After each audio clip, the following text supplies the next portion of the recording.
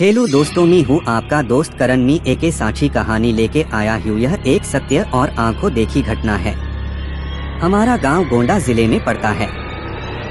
यह उस समय की बात है जब गांव में 18 से 19 साल की उम्र में सब लड़कों की शादी हो जाती थी। उनमें से एक मेरा मित्र रमाकांत भी है। उसकी शादी 3 साल पहले हो चुकी थी और अब उसका गौना भी आ गया था।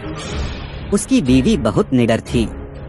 इसको मैं निडर इसलिए बता रहा हूँ कि उसकी निडरता एक दिन बहुत भारी पड़ गई थी। 3 से 4 साल पहले तक गांव की अधिकतर औरतें सुबह सुबह उठकर लोटा लेकर नित्य क्रिया के लिए कोई खेत में तो कोई खुले मैदान में जाती थी। वो भी जब गांव के पुरुष लोग सो रहे हो तब जाती थी। कुछ दिन बीत गया तो अब रमाकांत को एक सुंदर सी बेटी हुई। बेटी अभी 8 महीने की थी। उस समय उसकी बीवी सुबह सुबह अकेले उठकर खेत में चली गई और अपने सासू माँ को या फिर अपनी जेठानी को भी नहीं जगाया। वह अकेले ही चली गई क्योंकि वह तो बहुत निडर थी। लेकिन उस समय वह ना तो हाथ में चक्कू और ना ही माचिस लिया। जिस घर को बच्चा पैदा होता है उसके 1 साल तक उस घर की औरत को बाहर अकेले नहीं भेजा जाता, वह भी सुबह सुबह बिना किसी को साथ लिए, क्योंकि उस औरत के भूत प्रेत इन लोगों का साया जल्दी पड़ता है। लेकिन वह अकेले गई थी। तभी वहाँ बेल का पेड़ लगा था। उस पर एक चुड़ैल घूम रही थी जो इसके साथ नहीं आना चाहती थी, लेकिन फिर भी वह आ गई। जब रमाकांत की औरत खेत से आई तो लौटा फेंककर पलंग पर बैठकर गाना गाने लगी। बगल में ही खाट पर लेटी हुई उसकी बच्ची जोर जोर से रो रही थी, लेकिन वह तो गाने में व्यस्त थी, इसीलिए उसे सुनाई नहीं दिया। इतना देखकर रमाकांत चिल्लाने लगा कि बेटी को उठाओ, क्या तुम्हें सुनाई नहीं दे रहा है कि वह रो रही है? फिर भी बीवी ने जवाब नहीं दिया। तब तक रमाकांत की भाभी आ गई और वह समझ गई कि यह कौन है और रमाकांत को इशारा किया कि जाओ दादाजी को बुला लाओ। इतना सुनते ही रमाकांत समझ गया कि मेरी बीवी के ऊपर कोई चुड़ैल का साया है।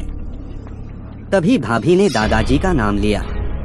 तब तो रमाकांत पलंग पर बैठकर दादागिरी झाड़ने लगा और बोला कि तुम कौन हो, यहाँ पर क्यों आई हो, क्या तुम मुझसे शादी करना चाहती हो?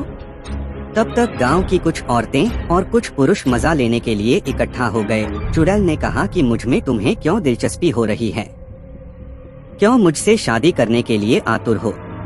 तो रमाकांत झट से बोला कि मैं कुछ काम धंधा तो करता नहीं, लेकिन अगर तुम साथ रहोगी तो धन दौलत लाती रहोगी।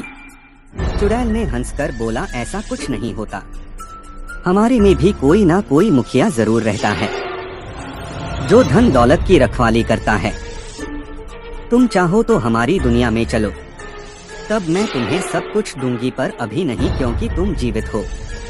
रमाकांत समझ गया कि अब मेरे हाथ कुछ नहीं आने वाला है, तो उसने बोला कि ब्राह्मण परिवार में आते हुए तुम्हें डर नहीं लगा?